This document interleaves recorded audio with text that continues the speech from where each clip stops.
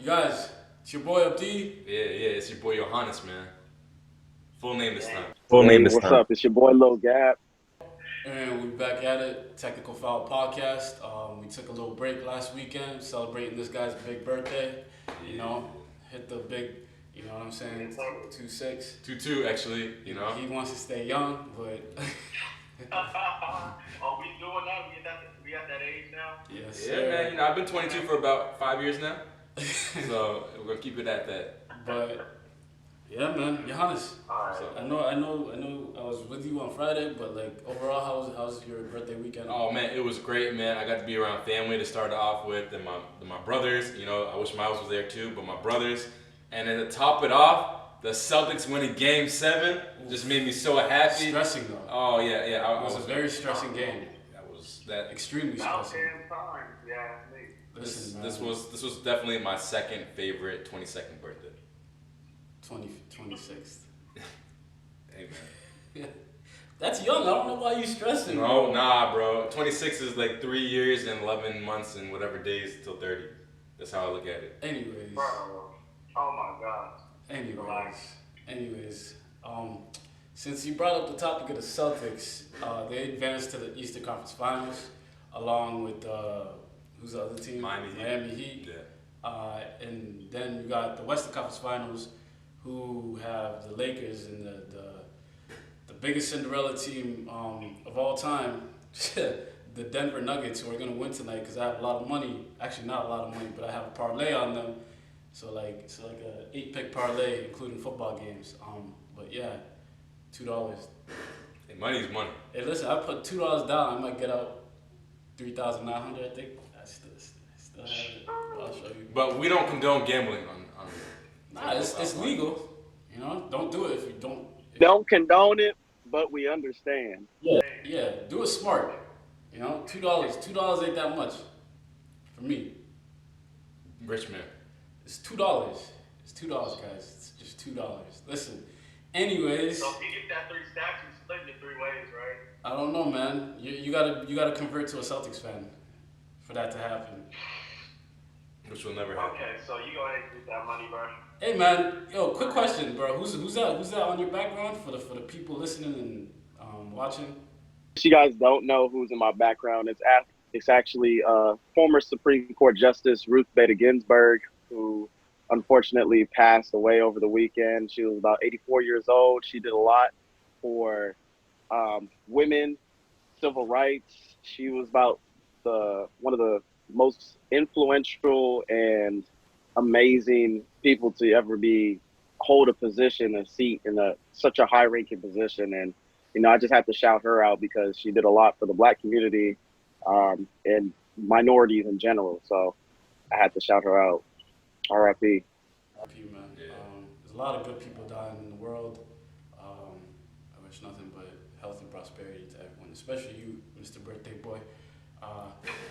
Anyways, yo, let's get into our picks, bro. I mean, I know we're kind of in the midst of all of it. Giannis, you want to go first? Yeah, let's start off with the Eastern Conference Finals. So this is taking place the day after its third game. So Boston just won last night. Gordon Hayward is back, which I told Abdi that he is the X factor to this whole algorithm of winning. Yeah. But yeah, you know, I'm gonna stick with my pick. I said Boston in 7 originally because Miami's a team that will never give up, and they know what it takes to win, and they know that even being up 2-0, that Boston was gonna come back. Yeah, Miami knows what it takes to win. They know that even if they're up 3-0, that they're not gonna, underestimate the future champions of the 2020 NBA Finals, the Boston Celtics. But yeah, listen, I was telling him, we have a lot of scores on the Boston Celtics team that makes it tough for the Miami defense to stop, if they want to play Abdi's favorite type of defense. Excuse me. Yo, listen, if you're playing a zone defense in the NBA, you're lazy. Your coaching techniques are frowned down upon. Let's just say that. So to piggyback off what he said, Boston has a lot of scorers, and I was telling him yesterday that no matter what kind of defense they throw at Boston, somebody's gonna flourish off of that, and which is a huge, huge help to us. And B, like I said from game one, they gotta attack. Bam Adebayo will get exposed. You know, he's a great defender, but he can't guard the paint for 48 minutes. Yeah. You know, and Kelly Olynyk is a terrible defender. Garbage. You know, I don't know why Myers Leonard isn't playing. You know, he's great. He can space the floor. He's kind of aggressive on the defensive end for the most part. But just attack. You know, we got Kemba who can finish great around the basket. Jaylen Brown is a huge dude. Gordon Hayward is great at that mid-range jumper. Jason Tatum got that length, you know, minus the block he had in game one by Bam Adebayo. He's been great around the rim. Questionable block. Hey, no comment. But, you know, they attacked the basket yesterday. I think they had around 60 points in the paint. Yeah. You know, they just played aggressive 48 minutes, and that's what they need to continue if they want to win the series. So. Yeah. Go ahead, I Miles. agree with you on So wait. So you got Celtics in how much? Oh, sorry. Boston is 7. Boston 7. Go ahead, Miles. My bad. 7. Okay, my prediction is also going to be Boston in 7, just because I know what you guys are capable of. As much as I despise your guys' team, you guys definitely can make some adjustments that you can use to win. I got actually 5 specific adjustments that they can make in order to overcome this zone defense. And number 1, they need to be more aggressive and have a high post scorer, somebody that can actually expose that hole that they got in the middle of the gap of the zone. Like, they're not utilizing that. If they go back and watch the Clippers film, you see them doing that all the time with Montrez and Kawhi. And they can easily substitute that Kawhi role to have Jason Tatum get inside and just make plays. They also need to start sliding the weak side big under the basket when the defender cheats off of the strong side. So give you an example, if they're playing in the corner and they send somebody down with the ball, set a screen, that defender on the other side of the court is going to be cheating to help and try to avoid getting the 3-second call. So he's literally just going to be watching the ball, and they can slide a big underneath the basket and just throw it into him and literally get buckets all day. Third thing they can do is use that pistol action like I was just talking about, getting that ball man into the corner, throw a ball screen at the on-ball defender, and then use a cutter to send somebody straight down the middle of the lane and get a layup. Easy. Or a floater. You can use Marcus Smart for that role easily. And then they can also utilize attacking on the catch from the wing penetration. So if somebody takes it inside, they can easily get a quick catch and shoot shot in the corner and get a 3 off, and they can generate offense that way. And then the last thing, they can post up, because contrary to popular belief, people don't think you can post up on a 2-3 defense, and they actually can. You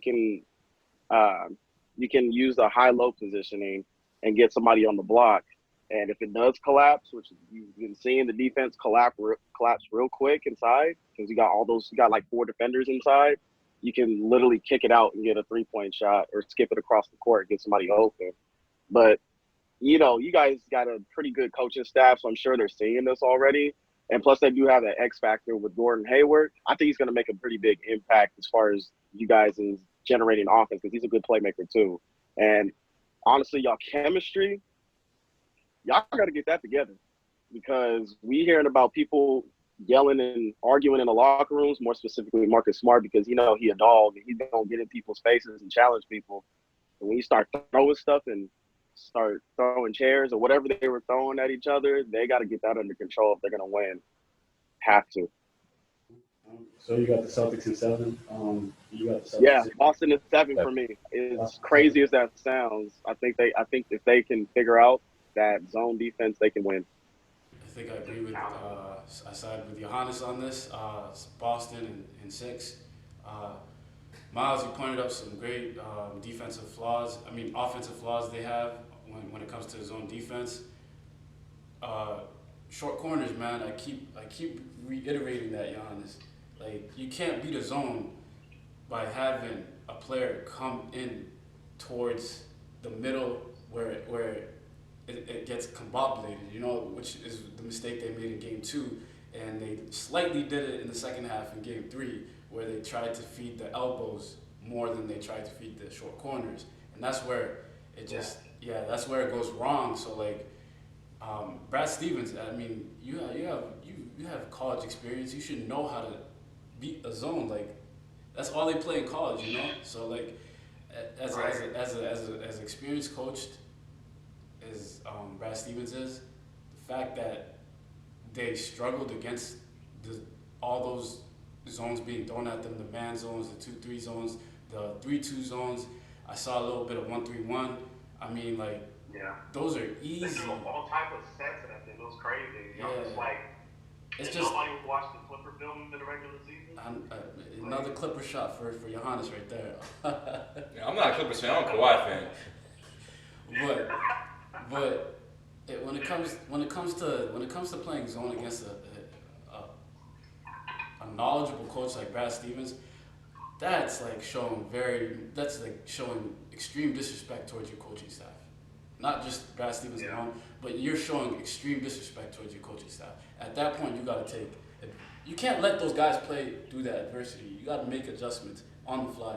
Putting in Enes Kanter.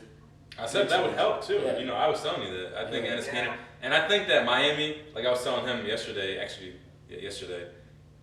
Miami has a lot of great defenders, but they also have a lot of defensive liabilities. Right. Dragic can't play defense for a lick. Right.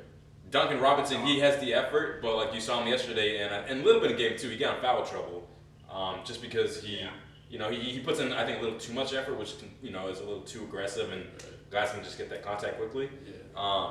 But they have a lot of defensive liabilities where, I mean, Boston can really expose no matter what defense is thrown at them, in my opinion. Because like you said, I mean, like Miles said, Brad Stevens is a great coach, right? Boston has a ton of scorers. You know, they get to the paint, shoot the three, whatever it takes. We have a ton of that. With Enes Kanter, with JB, Jalen, Marcus Smart starting to flourish a bit, Kemba, Gordon. We got scorers. Flourished. You called it, bro. You said 10. He's been in the league for how long? Almost 7 years. 7 years. Every year he's made the playoffs. Every year he's made it to the playoffs. He's been to the Eastern Conference Finals now his third time. He's a proven winner. Yeah, and I think honestly, like I know what Miles is saying as far as like quote unquote locker room issues, but I think it's helped. Because I think the guys are too soft, and Marcus Smart's the only dog, like he said, and like we know, which kind of like I think he was just doing that to like instill that kind of toughness with the Celtics roster. Yeah, it could be a good thing. Yeah. Also, like you can't spend a long season, 82 games plus the playoffs, without having a little friction and pushing each other. Like you guys gotta understand, this has been the longest NBA season of all time. So like these guys are probably just like button heads. Imagine being like, okay, like you go to work, right? You get out of work, you go home to your family. You don't want to talk about work. You don't want to deal with work. These guys go to work, still stay at work. They're around the same people at all times. The average. You know what I'm saying? They're in different circumstances. It's like dorm life. Exactly. It's like dorm life. Yeah. It's like back in college. Yeah. You don't have a choice but to see each other. Exactly. Like I'm not gonna lie. I'd be annoyed if I saw the same person and then. Like I want my space, but yeah, man, Celtics in 6. All right, for the next topic, we got the Lakers and the Nuggets in the Western Conference Finals. My prediction, it's going to remain the same. I'm predicting the Lakers to win this one in 7, and I think they're going to still take it off just because we have the best player and the real MVP on our squad.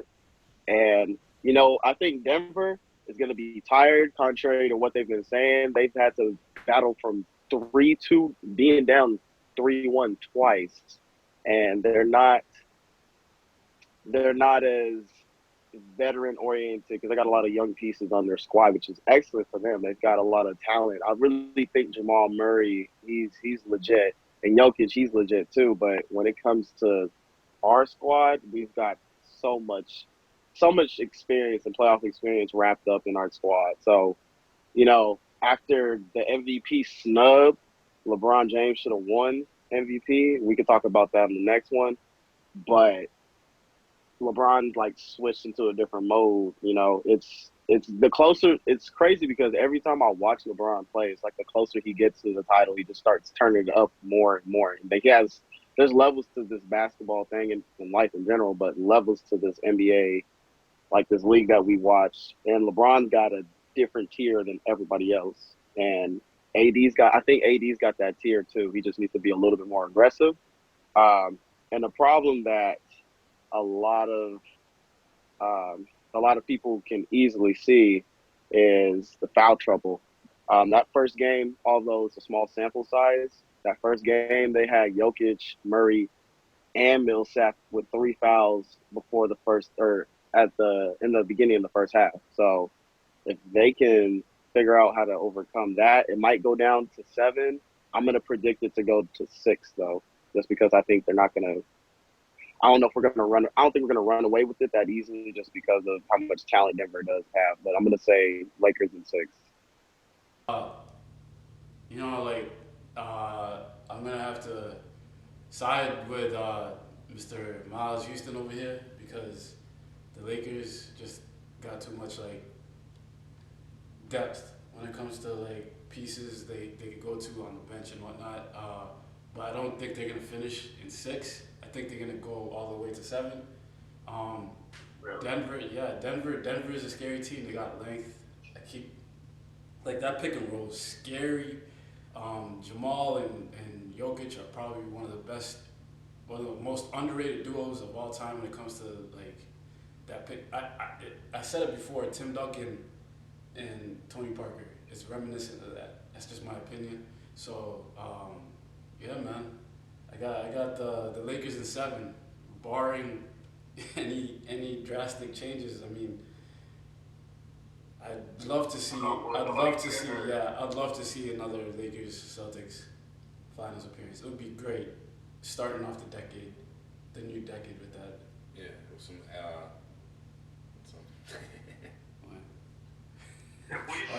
he's crossing his fingers. All right. So this is what I gotta say, right? I got Lakers in 6, possibly even in 5. But I'm gonna say this, right? Miles, I disagree with when he says LeBron gets closer and closer to the finals. He tends to step it up. LeBron had like 14 points in game 1. I'm not impressed, you know. 14 points is 14 points. Right. That's not GOAT talk, right? I'll let you finish. It's not GOAT talk to me. I think in the finals he plays really, really well and steps it up for sure. But closer and closer, I disagree. For Denver to have a chance, this is my thoughts, is Millsap can't be in the lineup. They have to have Mason Plumlee down there guarding AD because he's lengthier, taller, and quicker than Millsap. I mean, Millsap's 6'8", I think, and AD can just shoot right over him for the most part. Millsap's a great defender, but he can't guard AD for 48 minutes in a 7-game series. So that's one. Second is, I think, comes down to both Kyle Kuzma and Michael Porter Jr. as far as the X factors in the series. You know, we already know what AD and LeBron's going to do. We know what Murray and Jokic have to do. And I think it's just down to the third best player on each team to actually fulfill their role and see who wants it more. To me, it's too early to tell. It's just been one game, and for the most part, the Lakers bench really outplayed the Nuggets bench. And third, Jokic and Murray need to be more aggressive, man. Mm-hmm. Combined, they had 26 field goal attempts in the first game. That is not going to cut it. Also, you gotta stay out of foul. You gotta stay out of foul trouble. Foul trouble too, but they need to be more aggressive. Foul trouble, too. They need. Yeah, that's true. Yeah, I mean, let's be real. Nobody on the Lakers squad is going to be able to guard Jamal Murray. Nobody's quick enough to guard him. Nobody's going to want to take that assignment for 48 minutes strictly on every possession. So he needs to be more aggressive. Like you both said, they got to stay out of foul trouble. Like I said, it's only game 1. Tonight's game 2. So we'll see what changes happen. But if none of that happens, then Lakers in 6, possibly even 5. So. You mentioned your X factors, Johannes. I think an X factor for Denver is actually going to be Jeremy Grant. He's actually been one of the most consistent like role players that they've had. And for us, it's going to be Rondo because he's been playing well, been playing really, really well. And yeah. By the way, LeBron had 15 points, 12 assists on 31 minutes. So it was plus 15. So I think that's pretty efficient. Anyway. No, it's efficient. I'm just saying it's not like Hey, it's not like other Lakers players. Since we're on that LeBron statistical topic, let's transition. Let's transition over to the recent MVP award. You guys seen it? Giannis Antetokounmpo with a mass majority of votes. Mr. King James and the West Coast only had 16, and he said, quote unquote, it pissed me off. What are you guys' thoughts on that? So let me. I just want to get it out of the way because I know Miles is gonna have a lot to say about this. Yes, you guys go first. Yeah, I just want to say Giannis absolutely deserves the MVP award, and here's why. Right? Yes, I've told this to Abdi a million times. We talked about this a lot during the past week. Yes, LeBron's been phenomenal. 35, gonna be 36. He's put up 17 years. He's been great. As much as a critic as I want to be, he's really played well. And everybody said that he can't perform as great in the West as he did in the East. He obviously proved the haters wrong for the most part. We'll see what the end game is. But in my opinion, the reason why I think Giannis deserves it is because this is the regular season MVP, right? For the regular season, okay? He averaged 30 points a game, which is more than LeBron, 14 rebounds a game, which is more than LeBron, and he did it in barely 30 minutes a game. Barely 30 minutes, okay? So that's one. Second, they finished with the best record overall. The Bucks finished with the best record in the league. We got to take that into consideration. And third, his second best player was Chris Middleton, okay? The reason why I say that is because LeBron has obviously take LeBron out, the Lakers won't be as good, but Anthony Davis has been a franchise player in a different, team, and he's led his New Orleans Pelicans team to the. He put up better numbers than LeBron. Yeah. So and in my opinion, I think Anthony Davis is even a better player than Giannis. So for Giannis to not have that sidekick like LeBron does and to perform better numbers and better record overall in this regular season, I gotta give it to Giannis. LeBron had a great season. I don't think he deserves 16 votes. You should.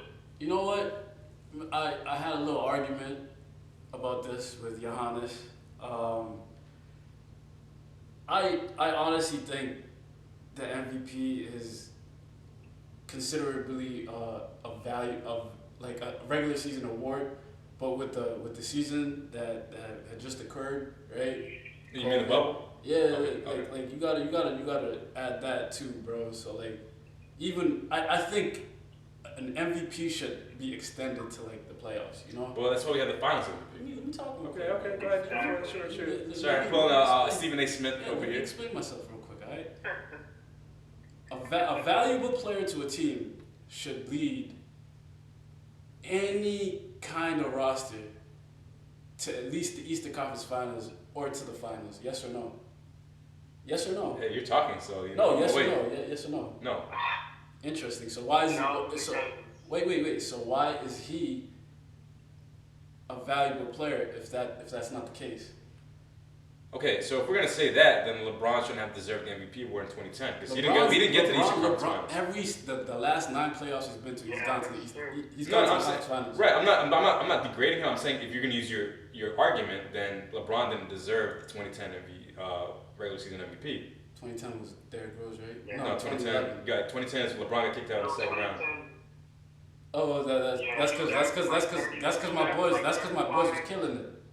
Right, but I'm saying if you're using that argument, Like 35, 5, and 6 in like 40 minutes. So he was 25 years old, but pretty much the same age as Giannis.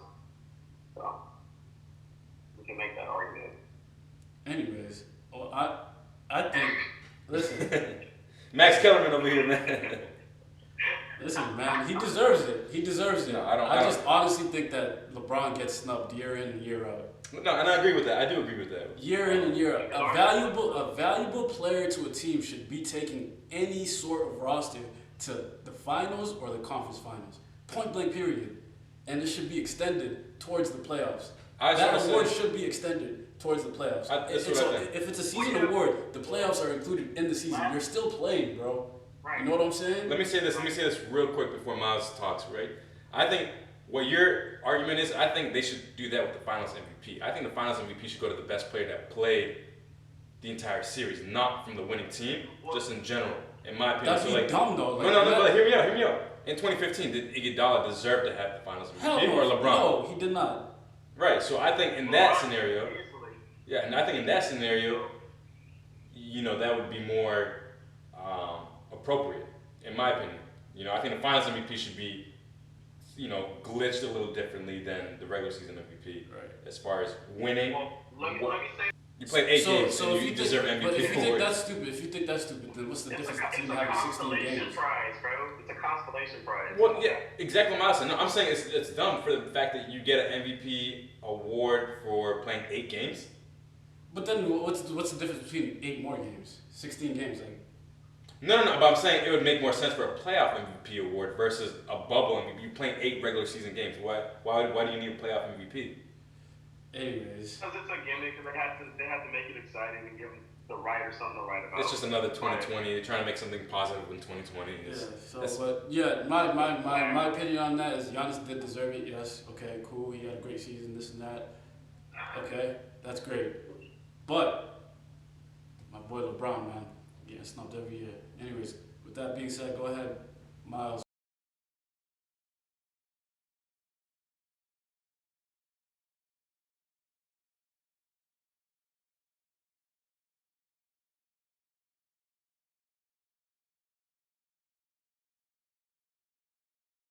Y'all can recall, you the viewers can recall the previous, in a previous episode where I did predict that Giannis would win, and I knew this would happen just because how the criteria for the voting now is set up. It's number 1, your stats, number 2, your team's record, and number 3, the storyline.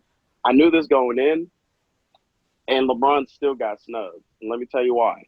Because you can argue, just like you were talking about earlier, Abdi, you can argue for like the past 8 years or so that he could have been MVP award getter. Like he's been in the conversation just because of the kind of player that he is.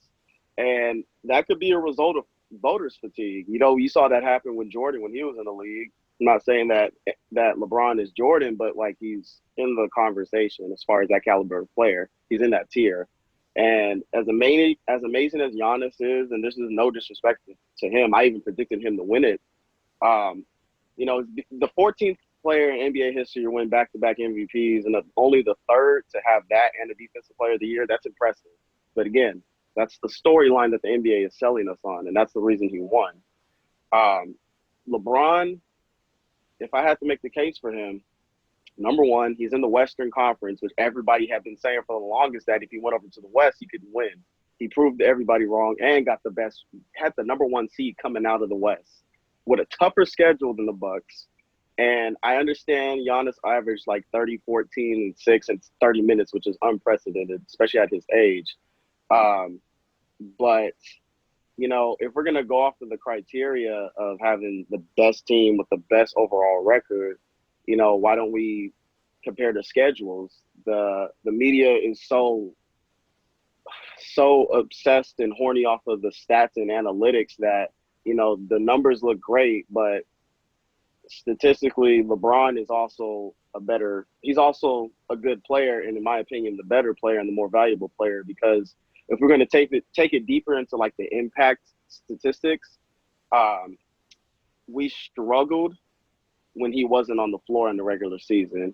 When the Bucks had Giannis on the floor, they were plus 16. When he came off the floor, they were plus 5. The difference with the Lakers is a little bit more dramatic because when LeBron was off the floor, they were plus 0.1. Guess how much they were when he was on the floor? Can y'all guess? Wow. Plus 11. That's crazy. That's a huge impact. He had more impactful stats, in my opinion, because, for example, the assist, he impacted about 26.5 assists off of points created per game just because of LeBron had touched the ball at some point and he ended up converting. 26.5. That's a lot.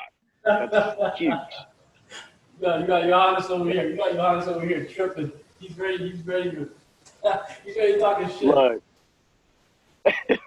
No, I'm just saying my thing is you bring up the stats of the analytics of when That's what I'm LeBron's saying. Like if we on off the court, because I know they're arguing with the stats, but I'm saying, but you're bringing up a stat to back up your argument when you're saying stats and analytics is what the NBA media loves to fawn over.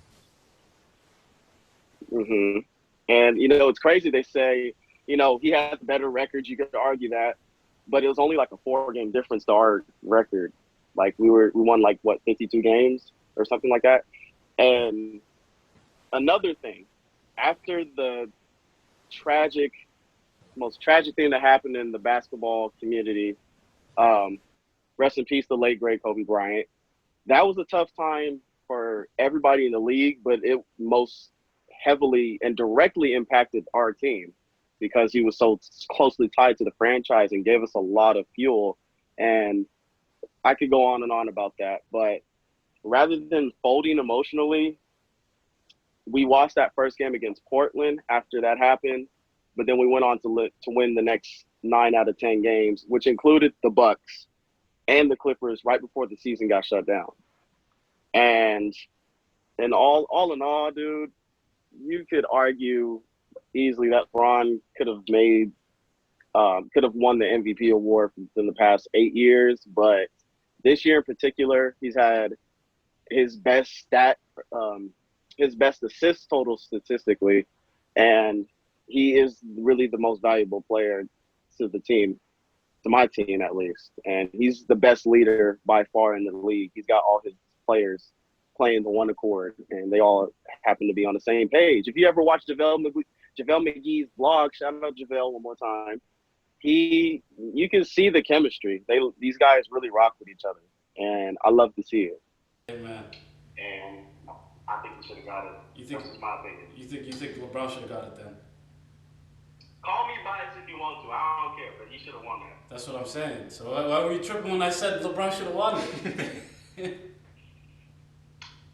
No, it's probably because like you were saying, like, you were in the middle, but then you wrapped it up by saying like LeBron. Yeah, LeBron got snubbed. I don't know why people are telling, like, come on, man. We'll see. I mean, we'll see. Anyways, if he averages 15 points a game in the finals, then I tell you what. Yeah, you had Giannis in his feelings earlier by talking about the Clippers, and he left. He left the scene quick. Look, it's okay though. I'll take him as a Finals MVP instead. That would be a much better award. Hey man, with this 3-6 record, I don't see that happening anytime soon. Okay. We gonna see. We gonna put somebody down too, Giannis. Oh, for sure. No, especially the Celtics and Lakers. Most definitely got to. Hey man, it's gonna be very bad. Yeah. So let's move on to no news segment. Giannis got a few topics. Yeah, so we're gonna start off real quick, man. Nice and hot, man. We're gonna talk about Ty Lawson. A UNC legend. I want to go ahead and say I used to love him in UNC. I think he's one of the most underrated. Yeah. I think he's one of the most underrated Nuggets point guards of all time. I loved him in Denver. Shifty. Yeah. Shifty. I love watching him play. Yeah. So for those who don't know, he's been playing overseas over in China, the CBA, and he posted some explicit photos of messages and just photos in general on his Instagram. Although he did address what he. I think, you know what? Like, it wasn't a strip club or anything. People assume it's a strip club. It looked like it. That's why. Yeah, it was a nightclub, and he was dancing. The lighting made it look like it was at a club. Yeah, he was just dancing with a girl. All right, so let's just say allegedly, right? Yeah. Even though pictures say otherwise. So the CBA basically said that they won't sign him for another season. His quote unquote his inappropriate words are inconsistent with the social responsibilities and values abided by our club, and have brought serious adverse social impacts to the club and to the league. So, do you guys think that he was a fool for this, an idiot for what he did, or do you kind of see where he came from, and it wasn't really a big problem, or? Well, from the previous stories that he's posted on his Instagram and his rants or whatever you want to call it, they apparently saying cake to a Chinese woman is racist. So I have no idea. Yeah. All right, well, I was told not to address this, but I don't know, I got to stick up for myself. I'm probably the least racist guy you ever met in life. Like, I have fun with everybody. I be chilling, whatever. Woo. Cakes means that she has a nice body. That's it. Everybody's talking about, oh, Ty, you're racist. Oh my God, get him out of China. I'm like, bro, like, you're taking it too far. Like, y'all wild. But I'm just saying at the same time, I meant no disrespect, and then like all the racist and disrespect that's coming towards me is wild. Like, everybody that knows me in China, no, I'm not that person at all. I was literally saying that she had a nice body, and I danced at a club. I wasn't at a strip club. I wasn't having sex with the women in the club, disrespecting her.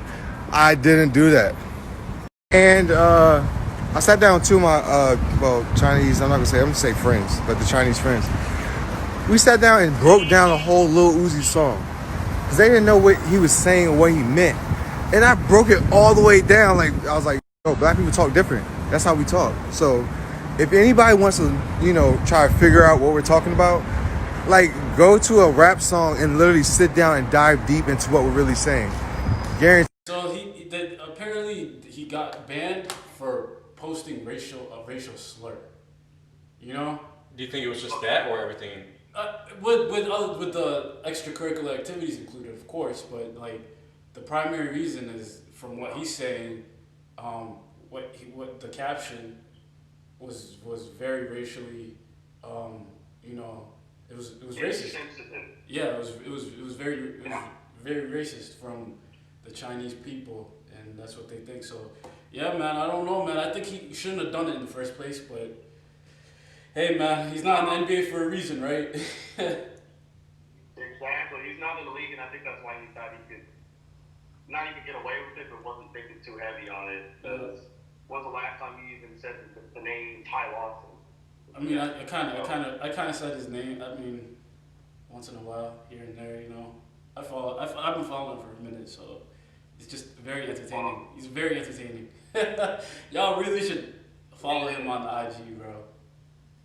I'm off that. I don't need that. I Anyways. only follow, tough, hardworking people. Yeah, tough, hardworking people like LeBron James and his son, right? And his son, he is taking rapid fire over social media, man. I think this is probably the reason why LeBron had 14 points or 15 points the other night. Bronny, Abdi and I were talking about this, and he had a great point, actually. Maybe, I was questioning why Bronny posted this on his Instagram story, and Abdi was saying something great, where maybe he was just under the influence so badly that he didn't know he was posting it, which could make sense, honestly. Yeah. But what do you? Can y'all? I don't mean to interrupt. Can y'all put me on? Because I'm not up to date on what happened. Hey, you don't know what you don't know what happened? Just tell me. I've been busy this So week. basically, he posted a picture of him a video of him smoking weed on his.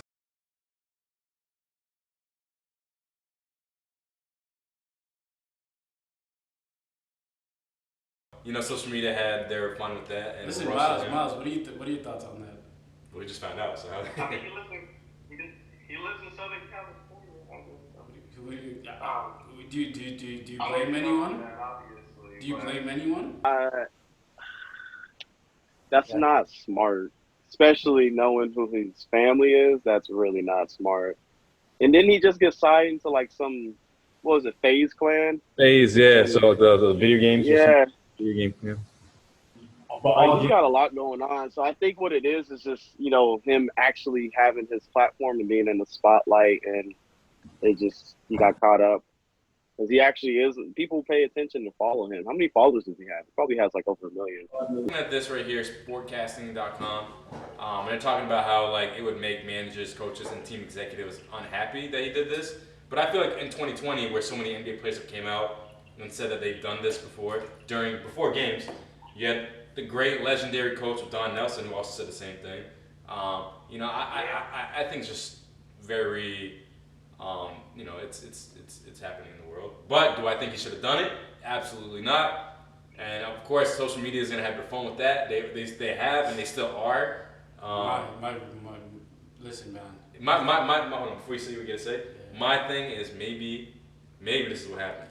Maybe an opposing team, the Nuggets GM or somebody, gave that to the possession of Bronny to have LeBron be distracted by his son, and have him perform, 50 points in the game.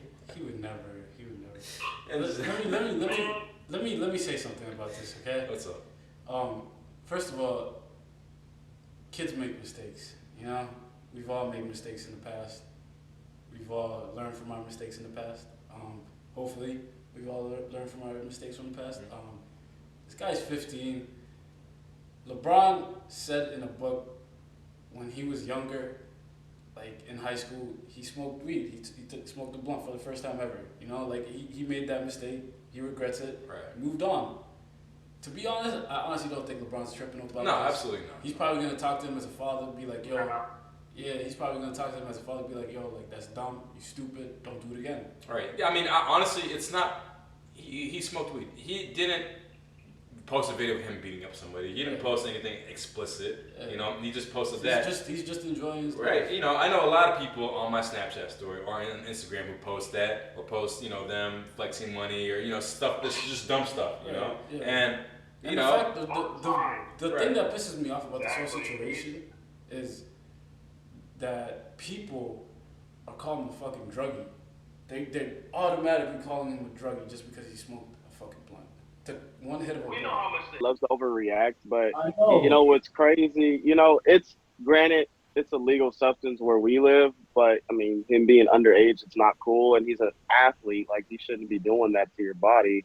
But we discussed, if y'all have ever listened or watched to all the smoke with Matt Barnes and Steven Jackson, like it's actually more common than people realize. People smoke weed being professional athletes. Now, do we go on to say like it should be like a substance that's removed from the, like banned? No, not necessarily. But you gotta think about it. Lil Bronny, he's a kid and he has a platform and he knows like this is probably gonna get myself in trouble, but he's a kid. His frontal lobe ain't fully developed. He just made a mistake in my opinion.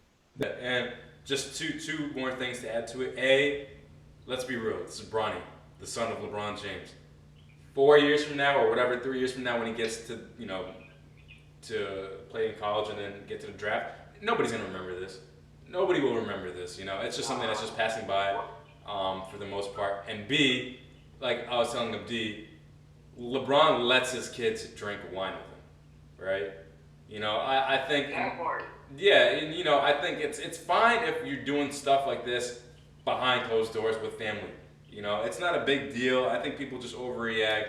Like we all agree, it's 2020. I mean, it's just things that weren't uncommon before, 10, 20 years before, now is common, and it's very harmful. I mean, unharmful, excuse me. Right. So it's just an overreaction, in my opinion.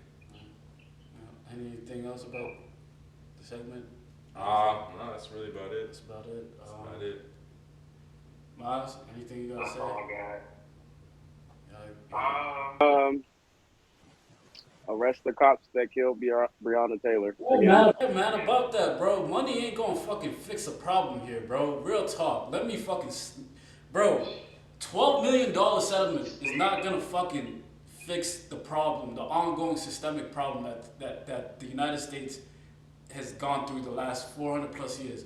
You can't just say, here, take the money. That's hush money, bro. Like, the fact that the government is allowing that, the Congress is allowing that they don't see what the fuck the NBA, that the other leagues are all doing, they're all fucking making awareness, the WNBA, like, yo, money ain't gonna fucking fix black people like him, like me, like Miles, like your sister, like your brother, like your mother, like your father, getting shot, having that fear to get shot.